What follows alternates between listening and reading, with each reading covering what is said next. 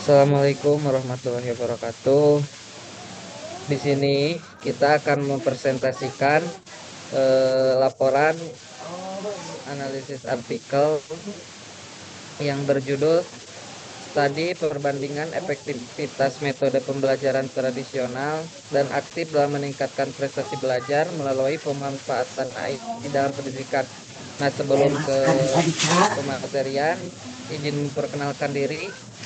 Perkenalkan, nama saya Abdul Miftah Sudur dengan NIM 25210035 dan rekan saya. Perkenalkan, nama saya Merliansyah dengan NIM 25210017. Perkenalkan, nama saya Lisna Yulianti dengan NIM 25210019. Nah, jadi penelitian ini yang berjudul Studi Perbandingan Efektivitas Metode Pembelajaran Tradisional dan Aktif dalam Meningkatkan Prestasi Belajar melalui Pemanfaatan AI dalam Pendidikan ini membahas perbandingan efektivitas metode pembelajaran tradisional dan pembelajaran aktif dalam meningkatkan prestasi belajar siswa serta mengkaji bagaimana pemanfaatan teknologi artificial intelligence AI dapat mendukung proses pembelajaran agar lebih efektif, interaktif, dan sesuai dengan kebutuhan setiap siswa. Nah, selanjutnya ada latar belakang dan tujuan penelitian yang akan dijelaskan oleh rekan saya. Baik, di sini saya akan menjelaskan latar belakang dan tujuan penelitian. Di latar belakang ini, pendidikan terus berkembang mengikuti kemajuan teknologi dan kebutuhan masyarakat. Metode pembelajaran tradisional masih dominan, namun cenderung berpusat pada guru sehingga siswa bersikap pasif. Pembelajaran aktif hadir sebagai solusi yang mendorong diskusi, kolaborasi, pemecahan masalah, dan berpikir kritis. Kemajuan AI membuka peluang pembelajaran yang lebih adaptif, personal dengan umpan balik cepat. Terus di sini juga ada tujuan penelitian, yaitu yang pertama ada membandingkan efektivitas metode pembelajaran tradisional dan pembelajaran aktif. Yang kedua ada mengetahui pengaruh pemanfaatan AI terhadap peningkatan prestasi belajar siswa. Dan yang terakhir, memberikan rekomendasi metode pembelajaran yang paling efektif di era digital.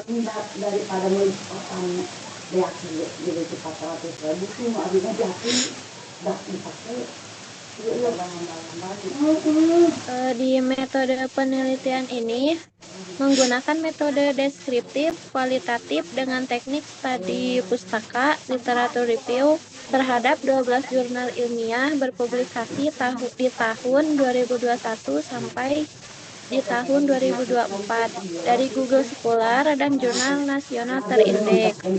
Berbagai hasil penelitian terdahulu dibandingkan untuk menentukan metode pembelajaran yang paling efektif dalam meningkatkan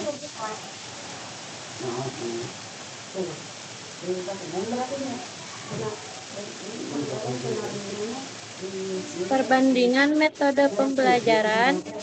Yang pertama ada metode tradisional, yang pertama ada berpusat pada guru sebagai sumber utama informasi, yang kedua ada interaksi cenderung satu arah, yang ketiga ada efektif untuk penyampaian materi dasar dan hafalan, dan yang terakhir kurang mendorong berkreativitas dan keterampilan berpikir kritis.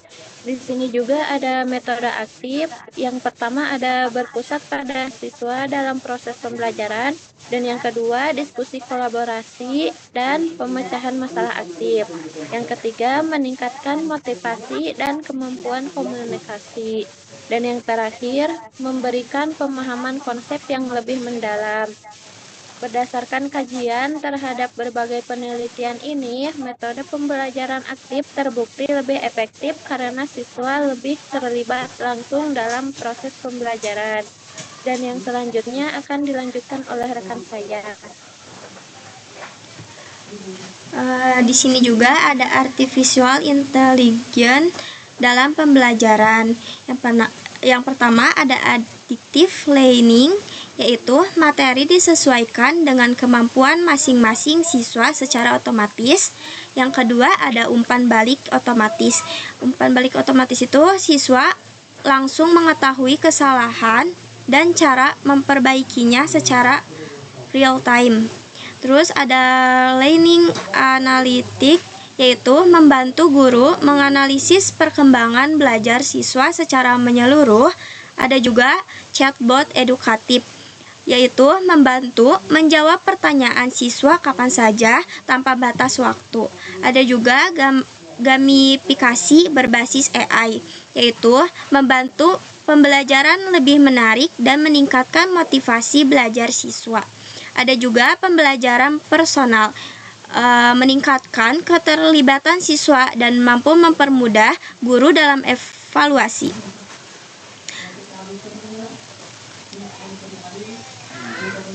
Selanjutnya ada manfaat dan tantangan pemanfaatan AI. Manfaat AI itu pembelajaran menjadi lebih personal dan sesuai kebutuhan individu dan mempermudah guru dalam melakukan evaluasi belajar, juga meningkatkan keterlibatan siswa dalam proses belajar, terus membantu meningkatkan hasil belajar secara keseluruhan.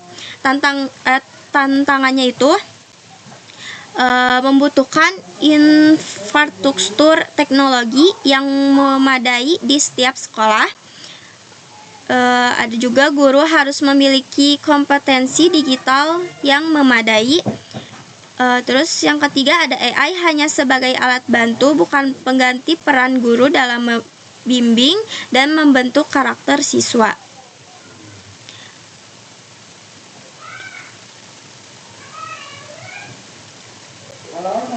Terus ada juga sinergi metode aktif dan AI. Kombinasi pembelajaran aktif dengan pemanfaatan AI menciptakan lingkungan belajar yang ideal. Siswa terlibat dalam aktif sambil mendapatkan dukungan teknologi yang adaptif dan personal. Ada 3 contoh, yaitu komplementer. Komplementer itu metode tradisional tetap berperan untuk menyampaikan materi dasar dan fondasi konsep. Yang kedua ada adaptif. AI memperkuat pembelajaran aktif melalui personalisasi materi sesuai kebutuhan individu. Ada juga interaktif. Teknologi AI mendorong keterlibatan siswa yang lebih dalam dan bermakna. Selanjutnya akan dijelaskan oleh rekan saya.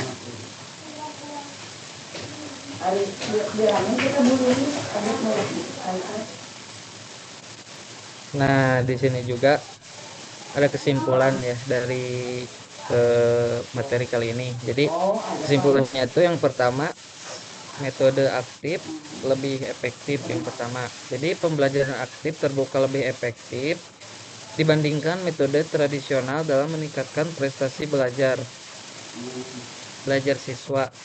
Yang kedua, memperkuat dengan AI. Pemanfaatan AI mampu memperkuat pembelajaran aktif melalui pembelajaran yang lebih aktif, interaktif, dan sesuai kebutuhan siswa. Yang ketiga, kombinasi optimal. Kombinasi optimal tuh jadi pembelajaran aktif dan AI menjadi strategi yang paling menjanjikan dalam meningkatkan kualitas pendidikan di era digital. Yang keempat, peran tradisional tetap relevan. Jadi metode tradisional tetap berperan untuk pembelajaran materi dasar. Kedua metode ini jadi saling melengkapi.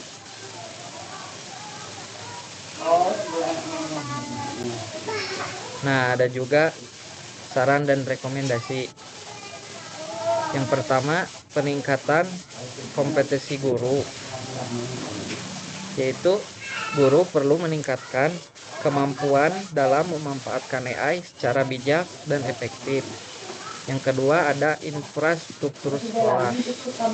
Jadi sekolah perlu menyediakan fasilitas teknologi yang memadai untuk menunjukkan pembelajaran berbasis AI. Yang ketiga ada peran guru tetap utama. Jadi penerapan AI harus tetap memperhatikan peran guru sebagai pembimbing utama bagi siswa. Nah, di sini ada penelitian lanjutan yang terakhir. Jadi penelitian lanjutan itu diperlukan untuk menguji efektivitas AI pada berbagai jenjang pendidikan dan mata pelajaran. Nah, mungkin presentasi dari kelompok saya dicukupkan sekian. Maaf bila ada kata-kata yang tidak dipahami, mohon dimaafkan. Wassalamualaikum warahmatullahi wabarakatuh.